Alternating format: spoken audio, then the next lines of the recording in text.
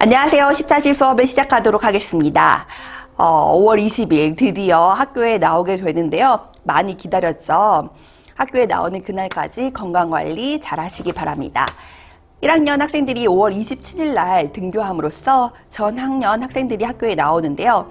1학년 학생이 학교에 나오지 3일 만에 중간고사를 치르게 돼서 너무 이르다라고 해서 일주일 더 연기가 되었어요. 그래서 6월 8일부터 11일까지가 중간고사 기대하니까요. 참고하시기 바라겠습니다. 오늘은 지난 시간에 이어서 흥분의 전도와 전달입니다. 오늘의 학습 목표입니다. 흥분의 발생 과정을 설명할 수 있다인데요. 본 수업에 앞서서 여러분들한테 먼저 세포막을 통한 물질 출입 얘기를 하도록 하겠습니다. 두 가지가 있는데요. 고농도에서 저농도로 물질이 이동하는 현상입니다. 이게 뭘까요? 저 확산이죠.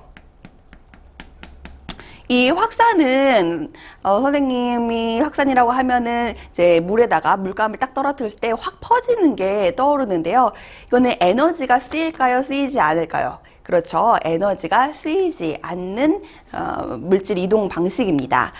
두 가지가 있는데요. 단순 확산이 있어요. 첫 번째로. 그래서 단순 확산은 세포막이 뭘로 되어 있죠?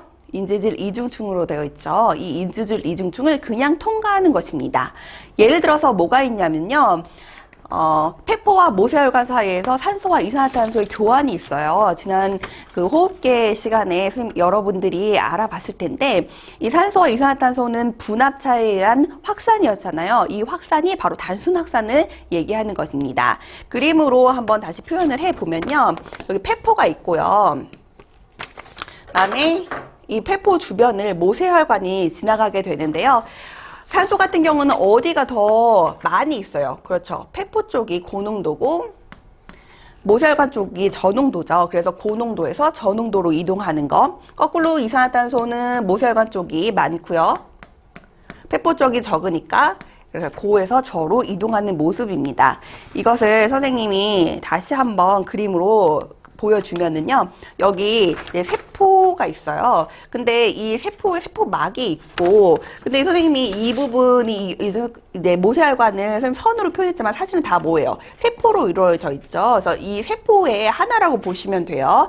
그랬을 때 밖에 산소가 많은 거예요. 그럼 어떻게 돼요? 고에서 저로 이렇게 안으로 이동을 하게 되는 거죠. 언제까지?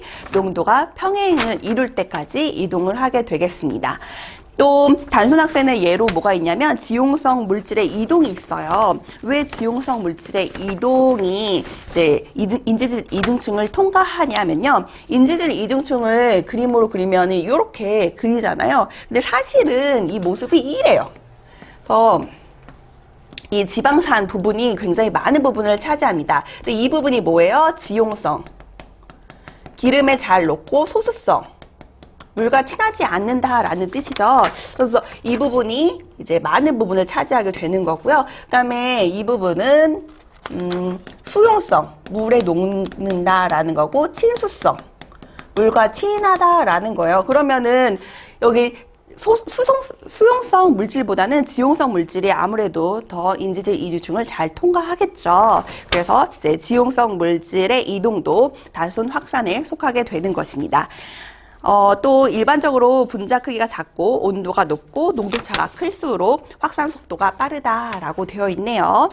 자, 그 다음에 두 번째로는 뭐가 있냐면요. 이제 확산 중에 촉진 확산이 있습니다. 근데 이거는 수송 단백질을 통한 확산이에요. 근데 수송 단백질에는 두 종류가 있거든요. 그래서 하나는 통로 단백질이에요. 그래서 통로 역할을 하는 거죠. 그다음에 운반제 단백질이 있는데요. 이건 어떤 특정 물질이 운반제 단백질에 결합을 하면은 운반제 단백질의 구조가 변해요. 그러면서 물질이 이동하게 되는 모습입니다.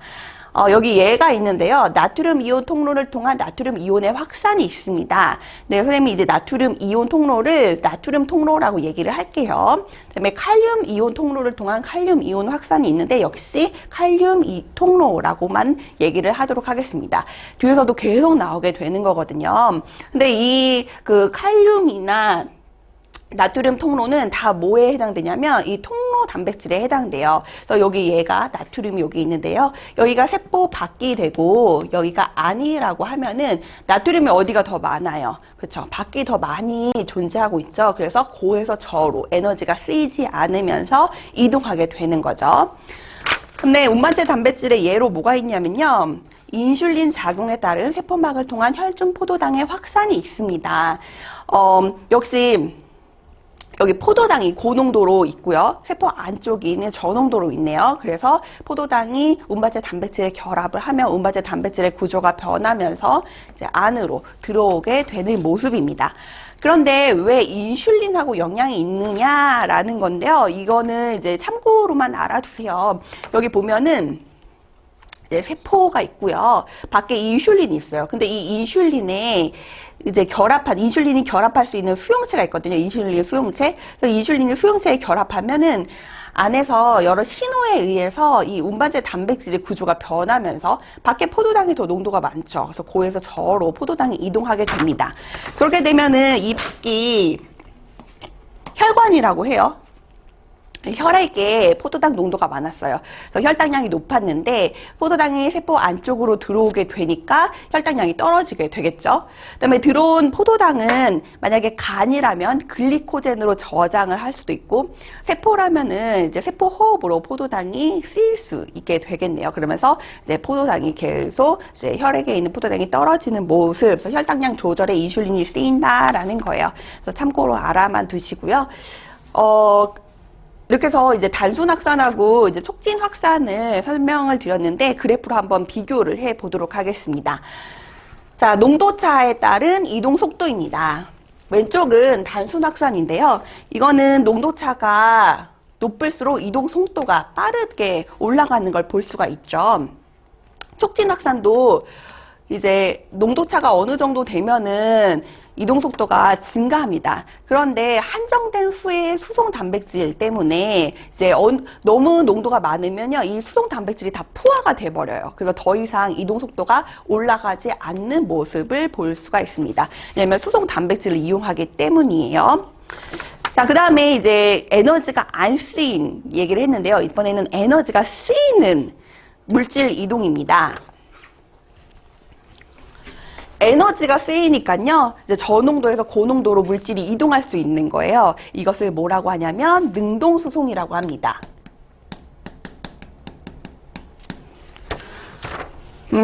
능동수송의 예로는 나트륨 이온, 칼륨 이온의 펌프가 있는데요.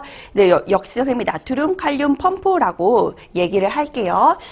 제 그림으로 설명이 되어 있는데 여기가 세포 안이에요. 그리고 여기가 세포 밖이에요. 자, 1번입니다. 나트륨 이온 결합 부위는, 그러니까 이제 운반체 단백질에 나트륨 이온의 결합 부위가 있는 거예요. 그래서 결합 부위는 세포질 쪽으로 열리고, 즉 안쪽으로 열려 있다라는 거예요. 그다음에 칼륨 이온 결합 부위는 닫혀 있다. 2번, 나트륨이 이제 운반체 단백질에 결합을 해요. 그리고 ATP에 의해서 인산화가 되어서 ATP의 인산기가 떨어지면서 ADP가 되고, 이 인산기는 운반체에 붙는 모습입니다. 3번, 운반체 단백질의 구조가 변형되면서 나트륨 이온이 세포 밖으로 방출하는 모습이에요. 그래서 3개의 나트륨 이온이 이제 밖으로 방출되는 모습입니다. 그다음에 칼륨 이온 결합 부위가 열리고요. 4번. 칼륨이 이제 결합을 하게 되고 인산기는 운반체 단백질과 분리를 하게 됩니다. 마지막으로 이제 칼륨이 세포질로, 그러니까 세포 안쪽으로 방출되는데 2개의 칼륨이 이제 방출되는 모습입니다. 그리고 다시 이제 1번으로 돌아가게 되는 건데요. 이렇게 에너지가 쓰이죠. 에너지가 쓰이는 거. 어느 정도 에너지가 쓰일까요? 우리가 가만히 있을 때도 에너지가 쓰이는 거, 기초 대사량이라고 했었죠. 그래서 기초 대사량의 30%가 이 나트륨 칼륨 펌프에 사용될 정도로 계속 돌아가고 있습니다. 그러면서 어떤 일이 일어나게 되냐면요, 나트륨이 계속 밖으로 나가게 되죠. 계속 밖으로 나가면서 밖에는 나트륨이 많아져요. 그리고 안으로는 누가 계속 들어와요? 그렇죠. 칼륨 이온이 계속 들어오죠. 그러면서 안에는 칼륨 이온이 계속 많아지게 되는 겁니다. 그래서 이게 이제 뒤에서 또 나오니까요. 다시 한번 그때 언급을 하도록 하겠습니다. 자, 이것으로 우리가 이제 그 본 수업 전에 알아본 내용이었고요. 그래서 두 가지 확산과 그리고 능동수송에 대해서 알아봤습니다. 드디어 본 수업입니다.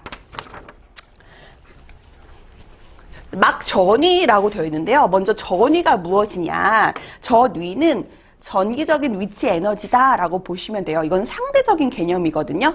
그래서 이제 막전위는 뉴런 외부를 기준으로 해요. 상대적이니까 어디에 기준을 준 거죠. 왜 외부를 기준으로 했냐면 난 정말 뉴런 내부의 모습을 알고 싶은 거예요.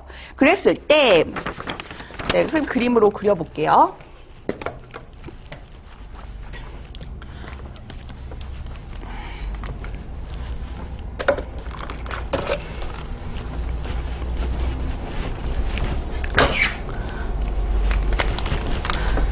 이제 뉴런의 축삭 돌기예요. 축삭 돌기라고 합시다. 근데 그랬을 때 여기가 이제 외부에 비해서 안이 양이온이 많다. 이제 고등학교 수준에서 설명을 할게요.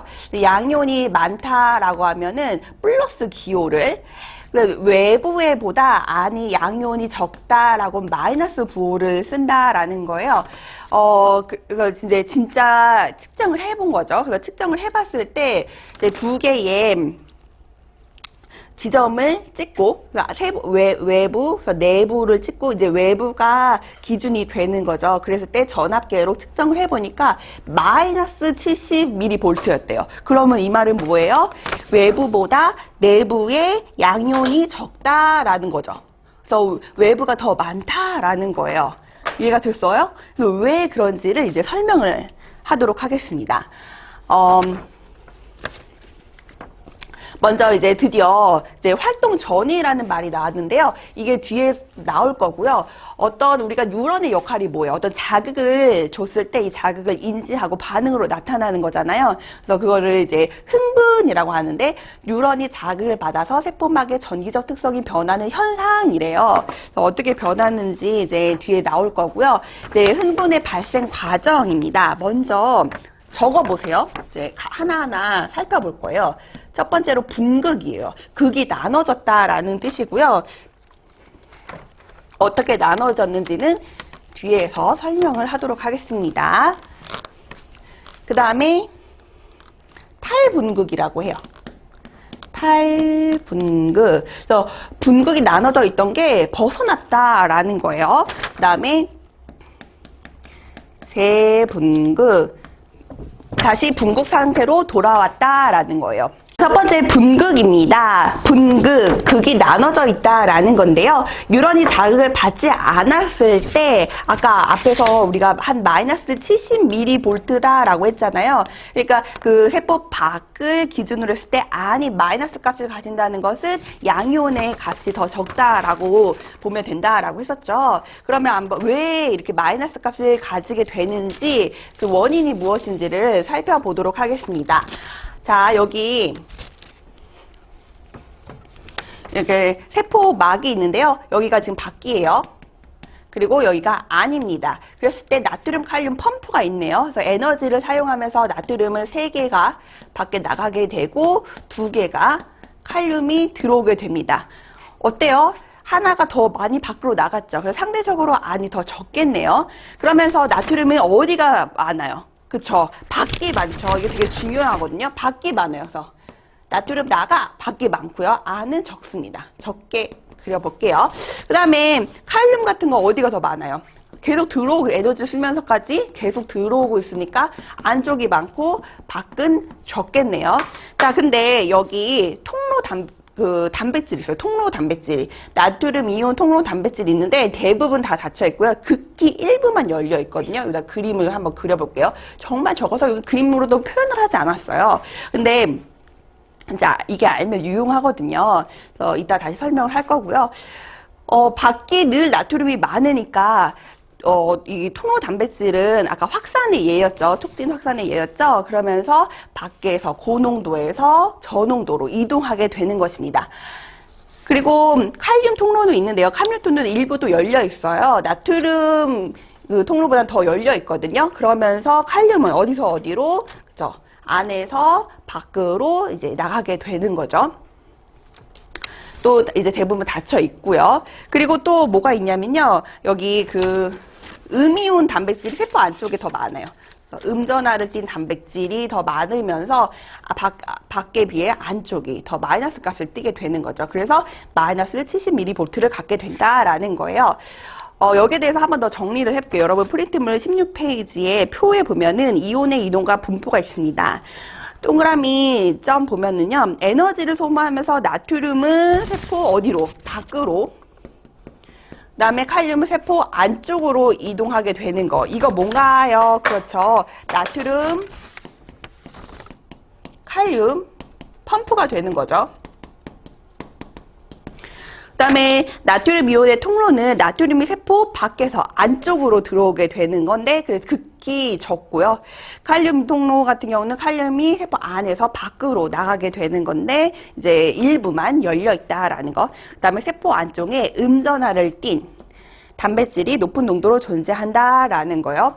이제 그래서 이제 안쪽이 마이너스 70mV를 가지게 되는데요. 요거를 선생님이 이제 단면적으로 한번 표현을 해볼게요. 우리 축삭 돌기의 이제 일부라고 보시면 되고, 안쪽은 다 마이너스 값을 띄고 상대적으로 밖에는 플러스를 띄게 된다. 뭐 이렇게 이런 식으로도 표현하게도 하거든요. 또 요것을 잘랐을 때 여러분 16페이지 위에 있는 그림이 되는 것입니다. 자, 인데 선생님이 아까 얘기를 했었잖아요. 이거를 알면은 우리가 문제 푸는데 좋다라고, 아까 나트륨 통로 요거를 알면 문제 푸는데 좋다라고 얘기를 했었는데, 왜 좋냐면, 여기는 이제 마이너스 전하, 안쪽은 마이너스 전하, 바깥쪽 플러스 전하, 이거 적고요. 왜 좋냐면, 항상 우리가 문제 풀 때 항상 성립하는 선지가 있어요. 이제 기니디에 이제 잘 나오는 문제고, 유런 파트가 킬러 문제로 많이 나오거든요. 한번 정리를 해볼게요. 여러분도 이제 적어주세요. 첫 번째로, 이온 이동을 얘기하는데, 이것은 마리집이 없는 경우. 그러니까, 민마리집 신경이나 아니면 마리집이 있는데 랑비의 결절 부위에서만 해당하는 내용입니다. 그랬을 때 이제 펌프는 나트륨은 어디로? 그쵸, 밖으로 유출하게 되는 거죠. 그 다음에 칼륨은 어디로? 안으로 유입하게 되는 거죠. 그 다음에 통로는요? 통로는 나트륨이 이제 밖으로 고농도니까 유입하게 되는 거고요. 그 다음에 칼륨은 유출하게 되는 거죠. 자, 그리고 두 번째로 이온 농도를 비교를 한번 해볼게요. 이온 농도를 비교를 해보면은 나트륨 농도는 안과 밖 중에 어디가 더 많아요? 안과 밖 중에. 그렇죠. 밖이 더 많죠. 왜? 이 나트륨, 칼륨 펌프 때문에 그렇게 되는 거죠. 그 다음에 칼륨 이온은요. 안이 더 많게 되는 거죠. 그 다음에 뉴런 안에서는 나트륨이 많아요? 칼륨이 많아요? 그래서 같은 말을 계속 반복하고 있는데요. 안에는 계속 들여보내주는 칼륨 이온이 더 많게 되는 거고요. 밖에 같은 경우는 거꾸로 나트륨 이온이 더 많죠. 그래서 요것만 알아도 기니디에 하나 정도 문제가 나오거든요. 그래서 금방 이제 답을 알아낼 수가 있을 겁니다. 한번 이제 한쪽에 적어 두시고요. 자, 그러면은 우리가 분국에서 이제 왜 이런 막전이를 가지게 됐느냐, 마이너스 70이라는 값을 가지게 됐느냐라고 알게 됐는데요. 이 마이너스 70일 때 요 때를 뭐라고 하냐면 자극을 받지 않고 쉬고 있다. 그래서 휴지전이라고 해요. 아니면은 휴지 막전이라고 하는데, 이때는 이제 대부분이 이게 나트륨 통로예요. 그래서 영어로 소듐이라고 하는데, 이 소듐 통로가 닫혀 있고, 포타슘 통로, 칼륨 통로인데 이것도 역시 닫혀 있어요. 일부가 열려 있고 극히 일부가 열려 있는 상태다라는 거예요. 자, 여기까지 이제 적으셨죠, 이거? 선생님이 지우고 그래프를 하나 그림을 통해서 설명을 해볼게요. 여러분은 프린트 17페이지에 그래프가 나와 있고요. 이 그래프가 이제 계속 시험 문제 많이 나옵니다. 그래서 익숙해지셔야 돼요.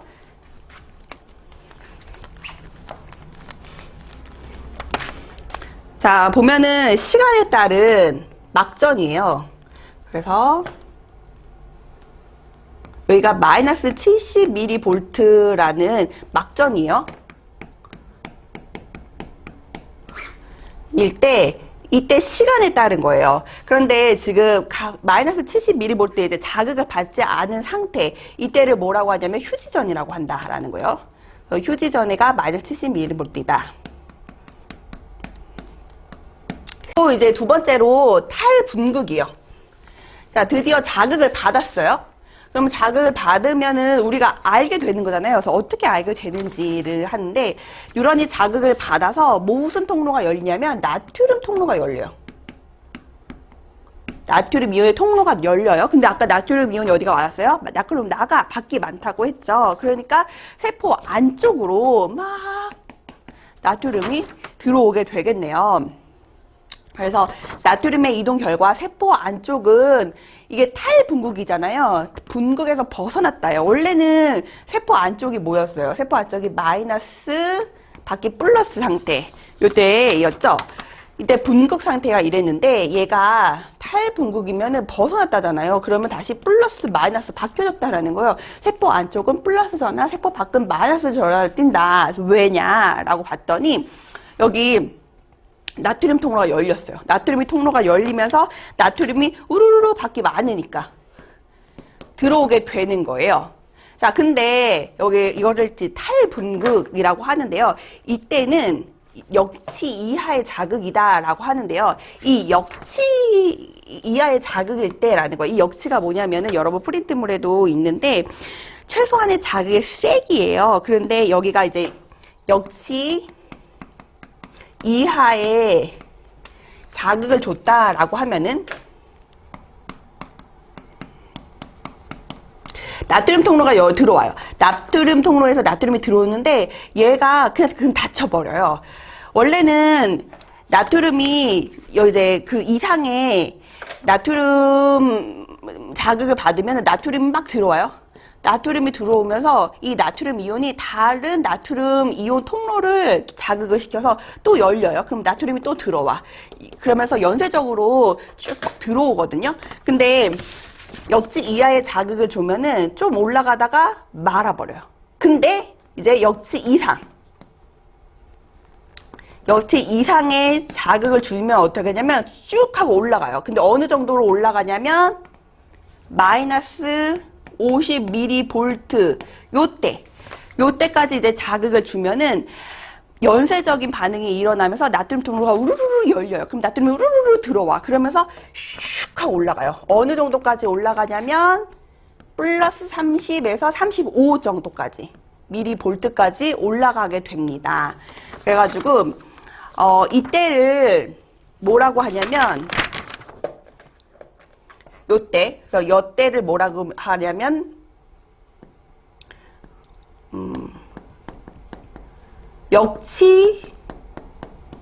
역치전위라고 해요. 그래서 역치전위는 활동 전위를 일으킬 수 있는 최소한의 막전이다라고 하면서 역치전위 보통 마이너스 50mV가 되는 것입니다.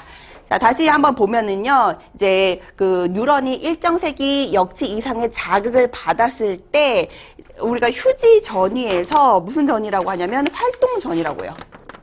활동을 하게 됐다. 그래서 활동 전위가 되고 이제 그 이때를 활동 전위 상승기라고 하면서 플러스 30mV에서 플러스 35mV까지 올라가게 되는 모습. 올라갔다는 말은 뭐예요? 안쪽이 밖에보다 더 플러스 양의 값을 가지게 된다. 그래서 양 이온이 더 많다라고 보시면 되는데 그 원인은 나트륨 통로가 열려서라고 하시면 되겠습니다. 자, 그 다음에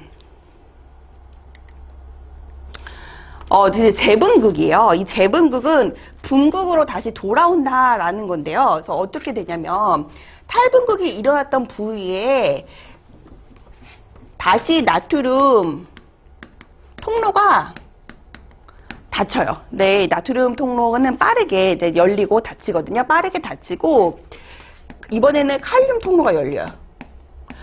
근데 이제 칼륨 통로는 천천히 열리고 천천히 닫히거든요. 근데 이 칼륨 통로가 열리면서 칼륨이 어디가 더 많았어요? 그렇죠. 안쪽이 더 많았죠. 그래서 안쪽에서 밖으로 칼륨이 나가게 됩니다. 그래서 그 칼륨이 세포 밖으로 확산되면서 원래의 막전이 상태로 돌아간다라는 건데요.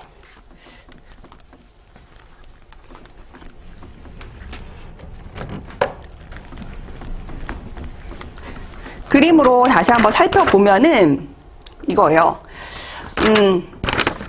여기 보면은 지금 우리가 탈분극, 분극, 탈분극, 재분극 다시 돌아간다는 거예요. 그래서 안쪽은 마이너스, 그다음에 밖엔 플러스가 되면서 다시 돌아간다라는 건데요. 네, 휴지 전이의 회복이다라고 하게 되는데 다시 왜 휴지 전이에서 활동 전이에서 다시 휴지 전이로 돌아가는데 어떻게 돌아가냐면 여기 보면은 이렇게 떨어져요. 슉 하고 떨어집니다. 그런데 이게 떨어지는데 어디까지 떨어지냐면 좀 더 떨어져요. 왜냐하면은 칼륨 이온 같은 경우 이온의 통로가 천천히 열리고 천천히 닫힌다고 했잖아요. 그러는데 너무 천천히 닫히면서 더 과하게 밖으로 나가게 되거든요. 그래서 여기 보면은 그 활동 전이의 하강기라고 하고 이게 활동 전이의 하강인데 이때 나트륨 통로가 닫혔죠. 나트륨 통로가 닫히고 칼륨 통로가 열리면서 칼륨이 밖으로 막 나가는 모습이에요. 근데 너무 오래까지 열려 있어. 그러면서 더 많이 나가게 돼. 그래서 어느 정도까지 나가게 되냐면 마이너스 80mV까지 나가게 됩니다. 이때를 뭐라고 하냐면 과분극이라고요. 과분극. 그래서 여러분 프린트물 보면은 과분극 있죠? 과분극은 천천히 닫히면서 그 현상이 오고 되고 다시 이제 휴지 전으로 가거든요. 왜냐하면 나트륨 칼륨 펌프가 이제 작동을 하기 때문에 다시 휴지 전으로 가는 모습을 이제 알 수가 있게 됩니다. 자, 근데 여기서 보면은 지금 요거 있죠, 여기. 요거. 이거. 즉, 나트륨 통로에만 요게 달려있잖아요. 근데 어쩔 때는 열려있고 어쩔 때는 닫혀있거든요. 그거에 대한 설명은 이제 뒤에서 그 선생님이 해주신다고 하셨으니까요. 이거 역할은 뒤에서 알아보도록 하겠습니다. 자, 그러면 여기까지 이해를 하셨을 것이라고 생각을 하고요. 요 그래프 이제 잘 이해를 하시고, 앞에서 우리가 이거 하나 더 정리를 했었어야 되는데요. 여기를 이제 역지전이라고 했었잖아요. 근데 이거를 지금 선생님이 여기다 표현을 해볼 텐데, 이거는 다 활동전이에요. 그래서 활동전이 역지전이 위에서부터 쭉, 이게 활동전이거든요. 활동전위. 그러면은 활동 전위의 크기가 어떻게 될까요? 활동 전위 크기. 여기서부터 여기까지가 되겠죠. 활동 전위 크기. 그렇죠. 그래서 여기 마이너스 80부터 플러스 30. 그러니까 약 110 미리볼트. 만약에 이게 플러스 35가 된다면 115 미리볼트의 이제 값을 가지게 되겠습니다. 그래서 여러분 그 프린트물 동그라미 2번 탈분극에 이제 막전이에 당구장 표시되어 있거든요. 거기에 활동 전이의 크기 나와 있으니까 참고하시기 바라겠습니다. 자, 그러면 이제 흥분의 발생이 어떻게 되는지 배웠죠. 분극 상태, 그 다음에 이제 탈분극 상태, 다시 재분극 상태. 그렇게 되는 원인을 이제 알아보았습니다. 선생님이 이 수업을 하면은, 이런 질문을 하는 친구들이 있어요. 선생님, 그러면 분극에서는요, 나트륨 칼륨 펌프가 작용을 하잖아요. 그렇죠. 그래서 나트륨 밖으로 나가고 안쪽으로 칼륨이 이제 계속 들어오게 되잖아요. 그럼 탈분극에서는요? 그래서 탈분극에서도 작용을 합니다. 그래서 늘 작용을 해요. 그 나트륨 칼륨 펌프는 늘 여기서 작용을 하게 되는 거고요. 그 다음에 달라지는 게 있다면은 그 칼륨과, 나트륨 통로가 되는 거예요. 그래서 여기서는 나트륨 통로가 닫혀 있어요. 닫혀 있어서 못 들어와. 여기서도 어때요? 탈분극. 여기서는 열려 있죠. 이 열려 있기 때문에 나트륨이 안으로 막 유입하게 되는 거잖아요. 근데 칼륨 통로는 어떻게 돼요? 여기는 닫혀 있어요. 그래서 여기는 닫혀 있어요. 근데 여기서는 어떻게 해야 돼요? 여기서는 나트륨 통로가 닫혀 있죠. 여기 닫혀 있는데 여기는 칼륨 통로가 열려 있죠. 그러면서 칼륨이 밖으로 막 나가게 되는 것이잖아요. 그러니까 여기서는 나트륨, 칼륨 펌프 동일하게 다 작용을 하고 있는데 통로 단백질이 어떻게 열리냐고 닫히느냐에 따라서 이제 그 이온의 유입과 유출이 있을 수 있다라는 거 알아두시면 되겠습니다. 자, 그러면 이제 이거 참고하시면 되겠는데요.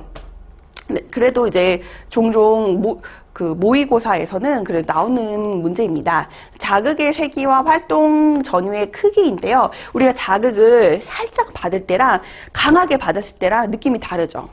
어떻게 다를까? 아마 뭔가가 다를 것이다 라고 봤는데 뭐가 달랐냐면 이게 달랐대요.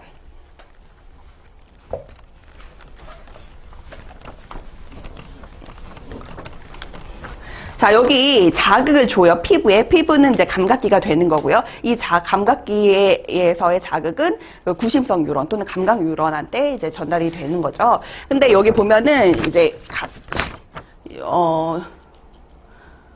여기에 지금 이렇게 해가지고 여기에서 전압계가 있어서 여기서 지금 측정을 하는 거예요. 그랬을 때 자극을 A, B, C라는 자극을 줬어요. 더 점점점 강하게 주는 자극이고요. A에서는 1이라는 자극을 줬을 때 여기에서는 막전이 변화가 없었어요. 그러니까 마이너스 70mV만 쭉 유지했어요. 자극을 받지 않았다라는 거죠. 사실은 근데 자극을 줬죠. 아까 이렇게 올라간다면서요? 라고 했잖아요.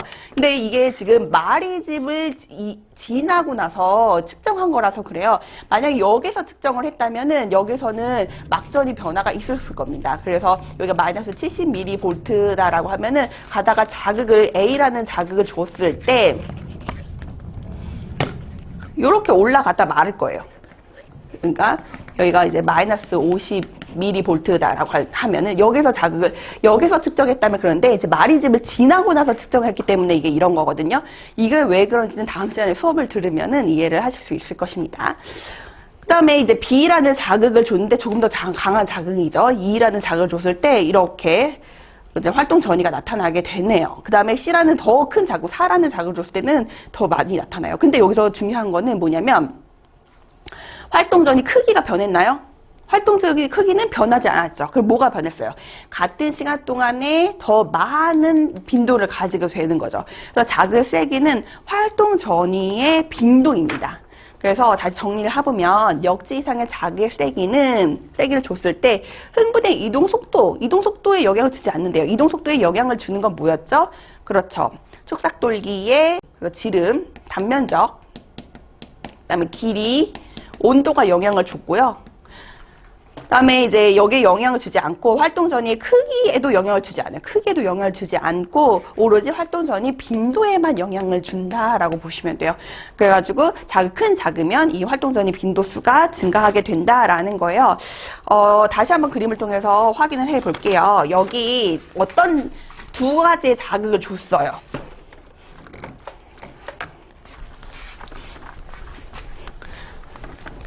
여러분 맞춰보세요. 자, 두 가지의 자극을 줬어요. A라는 자극을 주고 B라는 자극을 줬을 때 여기 지금 한 0.2일 때라고 봅시다. 그랬을 때 자극 A를 주니까 1.2일 때는 활동 전이 빈도가 2번이나 지나고 세 번째를 맞이하고 있네요. 그러니까 활동 전이 빈도 수가 증가를 했죠. 그쵸? 그건 더 큰 자극이라는 거죠. 그래서 강한 자극이라는 거를 알 수가 있고요. 그 다음에 여기서는 1.2일 때 하나 하고 그 다음에 두 번째 되고 있잖아요. 그 말은 이거는 활동 전이 빈도가 감소했다라는 거가 되는 거고 이 자극은 약한 자극이다라는 거죠. 그래서 중요한 건 뭐예요? 활동 전이 크기 변화는 없고 빈도 변화만 있다라는 건데요. 이 같은 예가 뭐가 있냐면 이제 심장이 뛸 때 가만히 있을 때라고 보면 되고요. 그 다음 내가 운동했을 때 활동 전이 빈도가 증가하고 내가 잠잘 때는 다시 천천히 뛰게 되는 거죠. 그래서 그렇게 이제 이 다름에 따라서 활동 전이 빈도의 횟수도 다르게 된다라고 이제 생각하시면 될 것 같습니다. 자, 오늘은 우리가 흥분의 발생 과정에 대해 배운 게 됐는데요. 이 부분이 이제 킬러 문제에 많이 나오는 파트의 기본 개념이라고 보시면 되거든요. 그래서 이 부분을 꼭 잘 숙지하셨으면 좋겠습니다. 관련된 영상 하나 보시고 이제 수업을 마무리하도록 하겠습니다. How does the pain you experience when you burn your hand result so quickly in an action by your muscles? Many animals respond to environmental stimuli using specialized cells called neurons. A stimulus is detected by sensory receptors, and the body responds through motor effectors. These cells working together allow you to respond very quickly to threats. When you touch something hot, heat receptors of a sensory neuron detect the stimuli and send the information of heat to an interneuron in your central nervous system. From there, a motor neuron sends a response from your central nervous system to the skeletal muscles in your arm, causing them to contract and pull your hand away. The fundamental process of neural transmission that underlies this action occurs in all neurons of the body. Neurons transmit this information through changes in the electrical potential of the membrane by the movement of ions across the membrane. An electrochemical gradient governs the movement of these ions, resulting in an electrical impulse. The resting membrane potential in a neuron, when the cell is not firing an impulse, is established by the unequal distribution of sodium ions outside of the cell and potassium ions inside the cell, making the outside of the cell more positively charged compared to the inside. The electrochemical gradient is established and maintained by an enzyme called sodium-potassium ATPase. When a neuron is stimulated, sodium ion channels open and sodium ions flow into the cell. This leads to a change in the electrical potential across the membrane called depolarization.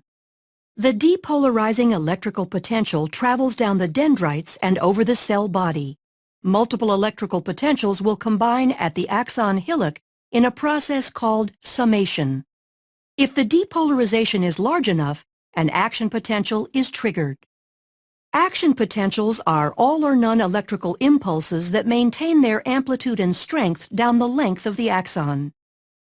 The action potential travels down the axon when the depolarization of an area of membrane causes adjacent voltage-gated sodium ion channels to open. The influx of sodium ions results in membrane depolarization along the membrane. After a short delay, potassium ion channels open and potassium ions flow out, repolarizing the membrane. For the neuron to fire again, the resting membrane potential needs to be re-established. Sodium-potassium ATPase is used to move sodium and potassium ions against their concentration gradients, re-establishing the resting membrane potential. As the action potential moves down the axon, ions are diffusing only a short distance, allowing the signal to move quickly. At the axon terminal, the electrical impulse passes to another cell at a cellular connection called a synapse. The space between the presynaptic neuron and a postsynaptic cell is called the synaptic cleft. The presynaptic neuron contains signal molecules called neurotransmitters that are packaged inside vesicles. When an action potential reaches the end of a neuron, neurotransmitters are released by exocytosis from the neuron into the synaptic cleft. Neurotransmitters bind to the adjacent cell at receptor sites attached to ion channels. The channels open, allowing the movement of ions into or out of the effector cell, which alters its membrane potential, thereby transmitting the signal from the neuron to the effector cell. Because nerve impulses move very rapidly down the axon of a neuron and move from cell to cell across synapses, you react quickly to a stimulus, like burning your finger. 자, 영상을 보시니까 좀 이해가 되셨을 것이라고 생각하고요. 오늘의 과제입니다. 이제 오늘 거, 그 다음 11, 12차시 과제를 포함해서 이번 주 토요일까지 제출을 해주시면 되겠고요. 이번 주 문제는 3개 문제입니다. 그래서 문제를 풀어보시고, 이제 선생님이 다음 시간에 문제 풀이를 강의를 하도록 하겠습니다. 수고하셨습니다.